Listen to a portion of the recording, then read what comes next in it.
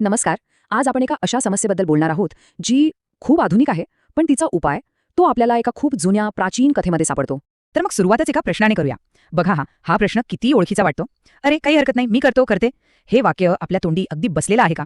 आणि हो, सतत दुसऱ्यांना खुश ठेवण्याची जी सवय असते ना, म्हणजे नाही म्हणायला भीती वाटणं, यालाच पीपल प्लीजिंग म्हणतात.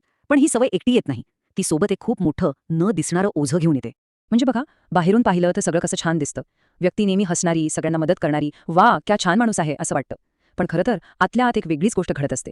थकवा, मनात दाबून ठेवलेला राग आणि स्वतःच्या गरजांकडे केलेलं दुर्लक्ष, ही आहे आतली कहाणी. आणि म्हणूनच हा मुद्दा खूप महत्वाचा आहे. हा जो चांगुलपणा आहे ना, तो खरं तर चांगुलपणा नाहीये, ती एक भीती आहे. लोक काय म्हणतील, त्यांना वाईट वाटलं तर, या या भीतीतून हे सगळं वागणं येतं. आता गंमत अशी आहे की या समस्येचं मूळ आणि त्यावरचा उपाय आपल्याला सापडतो एका खूप जुन्या प्राचीन कथेमध्ये. श्रीमद भागवतात एक अशी कथा आहे जी या परिस्थितीवर अगदी अचूक भाष्य करते. चला तर मग या कथेतील पात्रांना भेटूया. एक आहे जड भरत, एक मोठे ज्ञानी साधू, पण जगापासून दूर राहण्यासाठी ते मुद्दाम थोडे मूर्ख आणि बहिरे असल्याचं नाटक करतात. दुसरे आहेत राजा रहुगण, खूप अहंकारी राजा. आणि हो, एक पालखी आहे जी या कथेत खूप महत्वाची भूमिका बजावते. तर होतं काय की राजाचे सैनिक या जड भरताला पकडतात आणि त्याला राजाची पालखी उचलायला लावतात. जड भरत काहीच बोलत नाहीत, कोणताही विरोध करत नाहीत आणि शांतपणे ते ओझं आपल्या खांद्यावर घेतात. पण त्यांची चालायची पद्धत इतरांपेक्षा वेगळी असते. ते सतत खाली बघून चालतात. का? तर आपल्या पाळाखाली एखादी मुंगी किंवा लहान कीटक चिरडायला जाऊ नये म्हणून. आणि यामुळे ते सारखे अडखळतात, कधी उडी मारतात, ज्यामुळे पालखी जोरजोरात हलायला लागते. आता हे बघून पालखीत बसलेला राजा रहुगण प्रचंड संतापतो. तो जड भरतावर ओरडतो, अरे जिवंत आहेस की मेलास? तुला नीट चालता पण येत नाही का? तो त्यांचा अपमान करायला सुरुवात करतो. आणि आता येतो कथेचा तो क्षण जिथे सगळं काही बदलून जातं, जिथे जड भरताचं मौन सुटतं आणि एक असा धडा मिळतो जो खूप शक्तिशाली आहे. राजाचा इतका अपमान ऐकूनही जड भरत वाद घालत नाहीत, भांडत नाहीत. ते फक्त एक काम करतात. ते शांतपणे ती पालखी खाली ठेवतात आणि सरळ राजाच्या डोळ्यात बघतात. आणि मग ते बोलतात, ते राजाला सांगतात, हे जे ओझं आहे, हा जो थकवा आहे किंवा तू केलेला अपमान, हे सगळं माझ्या शरीरासाठी आहे, माझ्यासाठी नाही. माझा खरा मी या सगळ्याच्या पलीकडे आहे.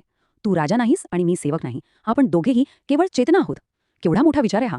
आता कळतंय का ही कथा आपल्या आजच्या आयुष्याशी कशी जोडलेली आहे? ती पालखी म्हणजे दुसऱ्यांच्या अपेक्षांचं, त्यांच्या भावनांचं ओझं. तो अहंकारी राजा म्हणजे असे लोक जे आपल्याला गृहीत धरतात. मग ते बॉस असो, नातेवाईक असो किंवा मित्र असो.